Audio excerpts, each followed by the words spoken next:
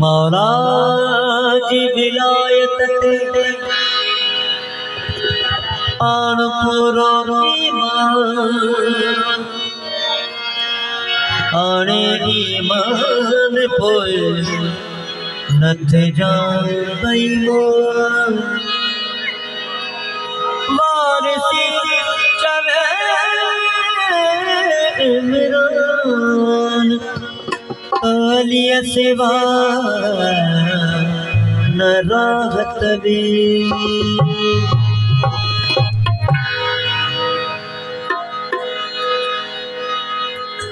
असां जो मौला हैदर अली निगहबान असां जो मौला हैदर अली निगहबान असां जो मौला हैदर अली निगहबान संत शान आला अफजल संत शान आला अफजल लिखियल कुरान असां जो मौला हैदर अली निगहबान असां जो मौला हैदर अली निगहबान संत शान आला अफजल संत शान आला अफजल लिखियल कुरान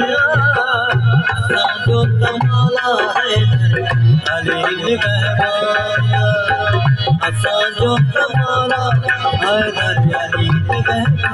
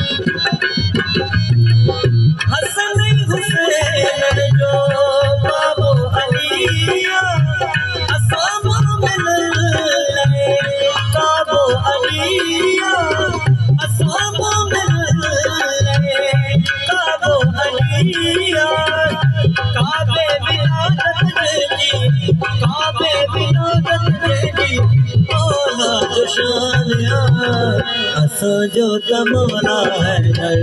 अली निगहबान असां जो मौला हैदर अली निगहबान संत शान आला अफजल संत शान आला अफजल लिखियल कुरान असां जो मौला हैदर अली निगहबान असां जो मौला हैदर अली निगहबान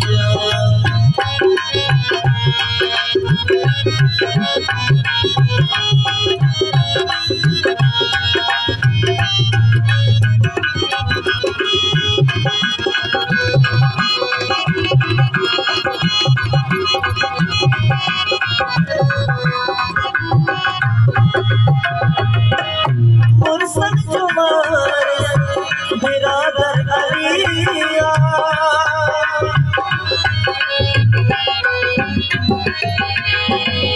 मुर्सद जो बिरादर अलिया बराबर बबर शेर जलिया बराबर बबर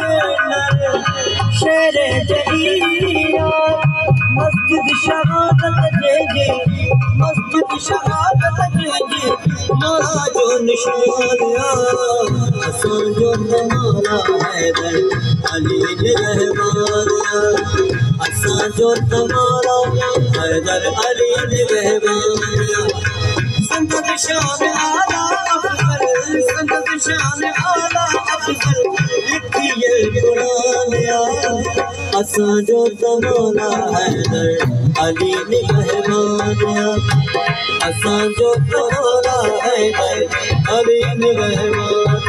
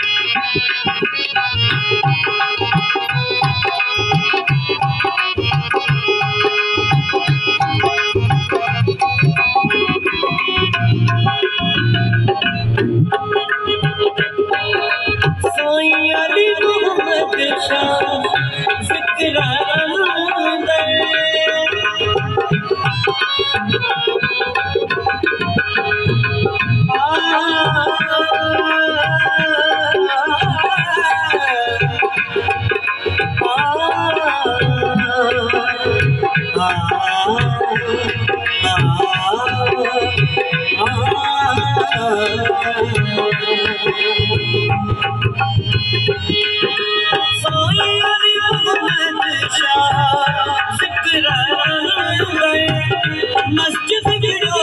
न गिरो आगे मंदे मस्जिद गिरो न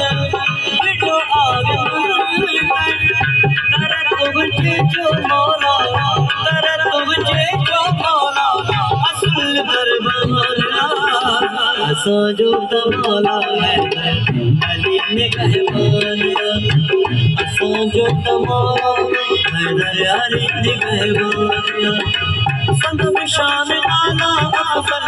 संदत शान आला अफजल लिखिए कुरान असां जो तमौला